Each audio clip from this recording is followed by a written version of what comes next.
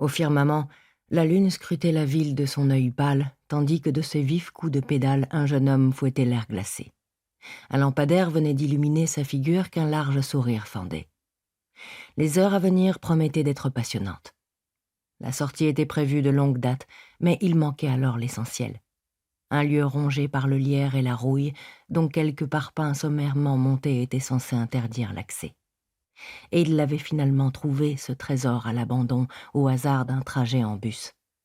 Une maison de briques, au rez-de-chaussée condamné et aux vitres brisées à l'étage. Il faudrait grimper depuis le toit du garage, mais il en était certain, il parviendrait à se faufiler à travers les 3 passages qu'il avait repérés, car par chance, il n'était pas épais. Tout son attirail tanguait dans son sac à dos au gré de ses embardées pleines d'excitation.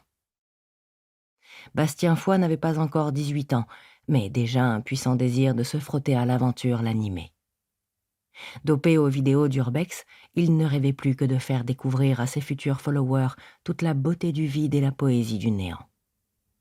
La demeure se trouvait à 10 kilomètres à peine de l'appartement qu'il partageait avec sa mère, infirmière de nuit. Il pouvait bien faire le mur la veille d'un examen de maths, elle ne se rendrait compte de rien. En ce moment même, elle devait l'imaginer rouler en boule sous sa couette, tandis que lui freinait dans un patinage parfaitement maîtrisé devant l'adresse choisie à Verlinghem. Bastien scruta la rue déserte, puis attacha son vélo à un poteau, après quoi il enjamba le portail branlant. Le jardin était une jungle de ronces et de mauvaises herbes enchevêtrées, rempart végétal qui s'éclaircissait à l'endroit d'un passage cimenté encore praticable. Ensuite, comme prévu, il se hissa en haut du garage où il marqua une pause pour commencer son live sur TikTok.